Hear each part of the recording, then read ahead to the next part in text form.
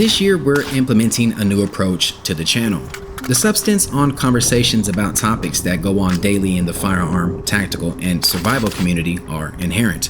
But I believe it's just as important to talk about kit, the impact it brings to the community, and a deep analysis of its logistics because, well, you can't present an open discussion on a particular topic without its counterpart, equipment. Gear that makes up the appearance of a particular loadout, but more importantly, it's used to provide assistance to enhance the capabilities presented for whatever subject matter.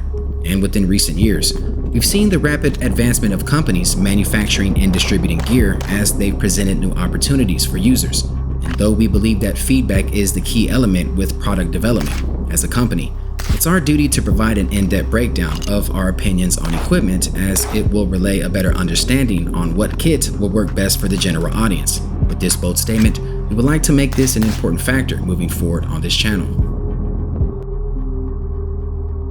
When you look at operator loadouts in general from a gear perspective, the duty belt tends to be the focal point mainly because of the amount of core essentials tac belts can possess. I believe for some individuals, like myself, this is usually where the build gets focused first for a few reasons.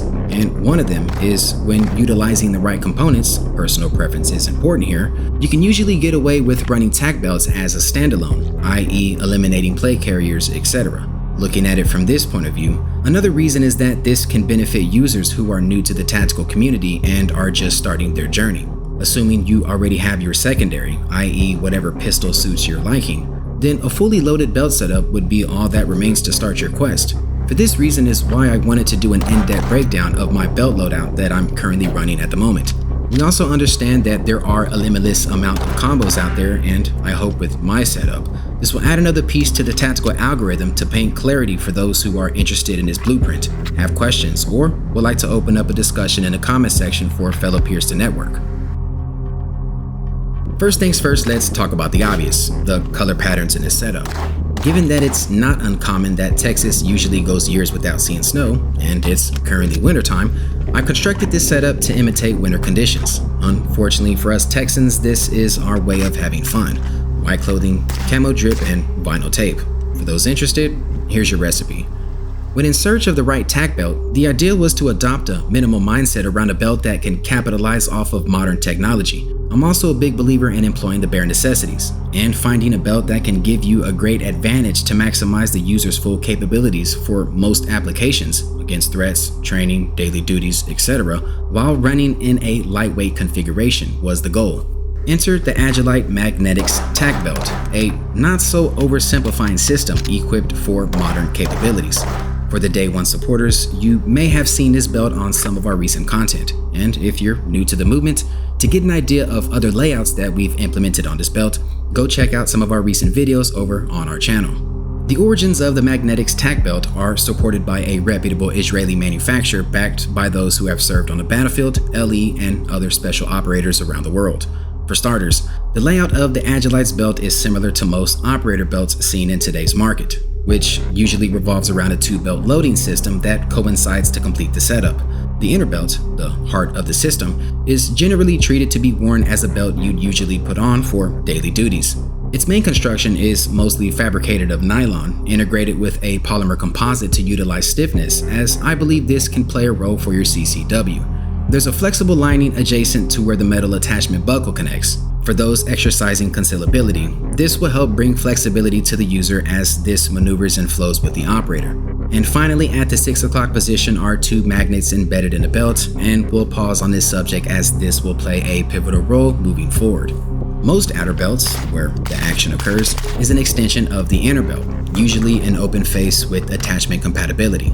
But I think where the Agilite's belt system sets itself apart from the rest of the pack is its ability to provide quick access, and then some. As I've stated earlier in this video, there is a magnetic system embedded in the inner belt. Well, you can find a similar footprint on the outer belt also located at the 6 o'clock position. The rapid deployment factor occurs when you place either of the two belts in a general area where the magnets are located, which then provides a direct response merging both belts together, thus creating a magnetic alignment system. I believe this is an absolute game changer if you favor 100% proper alignment every time you employ from the belt.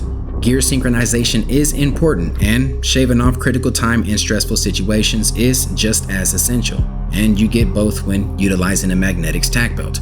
If you're a guy who favors running minimal, like myself, Agilite accommodates these qualities, facilitating a belt with a stealth design. The outer belt has a 1 3/4 inch width, making it exceptional for low-profile loadouts. It's backed by a polymer composite laser-etched design woven throughout the belt, making it robust for most tactical applications. And I know this sounds repetitive, but until there's another company out there who comes along with a better attachment design, Molle grids are here to stay. With that being said, the icing on the cake is that there is a Molle-compatible attachment grid on the outer layer throughout the belt. I honestly don't think a tack belt can be defined as such if there's not an authentic Cobra buckle involved. Just know that once the buckle gets locked in place, the belt isn't going anywhere. There's a D-ring attached to the buckle, and for those wondering, no, I'm not that guy. But it can be used as a placeholder for gloves, etc. And finally, on the backside of the belt are a hook loop layout sewed throughout the belt, made to attach to the inner belt, as both belts are Velcro compatible. When it comes to the core essentials, I believe personal preferences are unique in their own way because one's taste or opinions on certain gear are what build the connections between the user and their kit. For an example, what I've adopted on my belt works for me, and this setup may not be viable for others. Having said that, let's dive into my core essentials. For the supporting cast, I kept it traditional for the most part, standard mag carriers for both primary and secondary operating systems. For those, I'm running S-Tac's multi-mag pouch, 1 rifle and 2 pistol pouches. I've chosen 2 pistol pouches as the dominant configuration. As I've stated earlier, this belt setup is meant to run as a standalone if needed. As my daily duties, pistols are my primary in my EDC, as I'm more likely to have that on me versus a rifle, and it would make more sense having a tack belt in my vehicle, hence the lightweight configuration, and employing it if a dire event were to occur. We've reiterated this consistently on the channel that I feel communication devices should play a major role on all loadouts.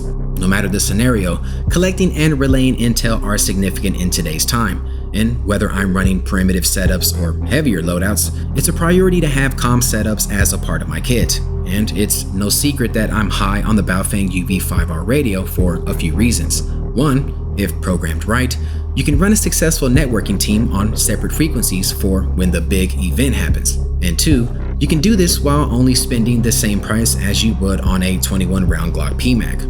As a company, we've made it a priority to expand our product development in the communication realm. We understand that this genre doesn't get expressed as it should, and because of that, we've introduced our new B85 holster a few months back to accommodate the popular Baofeng UV5R and BFF8 HP radios. We designed it to provide a rapid employment with a universal connecting system to accommodate most loadouts. Seen in this video, I've connected the B85 holster to Blade Tech's TechLock system, which has a fitment to connect to a wide variety of belts. We've recently done a full in-depth breakdown video on the B85 holster and both Baofeng radios. For those interested, we'll leave a few links down in the description below. Besides the comm setup is a Velcro clip that I use to connect to a gas mask system that I run occasionally. It's interchangeable to organize a plug-and-play method whenever I either want to do general training or have this readily available. Now, I don't remember when was the last time we've ever needed a gas mask to play a role that helped us stay alive, but that's not how prepping works, and I don't want to be the one that doesn't have one serviceable for when the time comes. And with that, I usually have a few gas masks in rotation, but the go-to as of now has been the Avon FM53. Now, I am a little biased because I own one, but I believe Avon is in a class of their own when it comes to manufacturing gas masks on a tier level. We haven't gotten around to doing a gas mask breakdown video, and who knows, this might be the video to have you guys push for one, so if interested, feel free to let me know down below. As an advocate for prioritizing medical as the #1 asset, here I'm running the bare minimum, a CAT tourniquet and trauma shears. I think both are pretty self-explanatory. The general sense for this section is whatever I lack in medical, i.e. a few chest seals, packing gauze, and others, I'll usually make up somewhere else on my person, like a chest rig or a plate carrier for an example. Saving the best for last, coming from a Glock guy, there's no shock that my pistol rotation is a Gen 4 Glock 19, Gen 3 Glock 17, and a Glock 17 Generation 5. No personal preferences, this is just my current rotation at the moment, and I'm familiar with this system. As I've stated earlier in this video, these work for me. The Glock 19 is my CCW, and the other two carry a few more rounds with a little more pinky room. The holster seen in this video is our newly released Gambit 2.0 outside the waistband holster. For those who aren't aware, we are a company who specializes in holster making. We've designed this with a universal layout made to fit most popular pistol models on the market today. For an example, with the Glock models in this video being chambered in 9mm, this exact holster is made to fit 40 caliber models as well, i.e. Glock 22, Glock 23, and Glock 35. For those wondering, this would make sense why I run multiple models on this setup because of the accommodation that the Gambit 2.0 can present. We've also molded our holster to have a universal backing made to fit most attachment systems. The attachment system that I currently have connected to is the G-Code RTI drop leg system. This system in particular has been a recent switch up from my traditional routine using Safariland's QLS plate. I'm trying something new at the moment, so within time I'll probably do a little feedback breakdown later on. For those in market for a OWB holster, we do have a few models available for purchase on our website, and we'll have those linked down in the description below. The intentions behind this belt setup were pretty straightforward. Firstly, for selfish reasons, I wanted to obtain a loadout that I feel can give me the resources to adapt to an environment based on current events, and in my case, my daily activities. Whether that be simple trips to the range, taking this to classes, adding this to my truck loadout, incorporating this with other EDC items, and other jazz. But the overall objective was to use this template as a test subject to see if this can actually provide substance to others who are on similar paths. And what I found is this loadout is not only built based on current events, but tools to provide support for general obligations. I think for those who are looking for an open layout with Mali compatibility while supplying primitive values, this blueprint can suit your needs. For those interested in the items on this tack belt and would like to build a setup similar to mine, I'll have all items in this video linked down in the description below. And if you are one who does run a similar belt design, if there's anything you have done differently on your loadout and think it can benefit on my setup, feel free to drop a comment.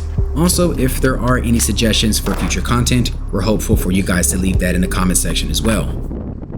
Hey, what's up guys? Aaron from Think Through Tech. If you like what you saw and would like to watch more content like this in the future, please consider subscribing, as we appreciate those who have supported us in the past. And if this is your first time watching our content, my name is Aaron. I am the founder of Think Through Tech, and we specialize in holster making.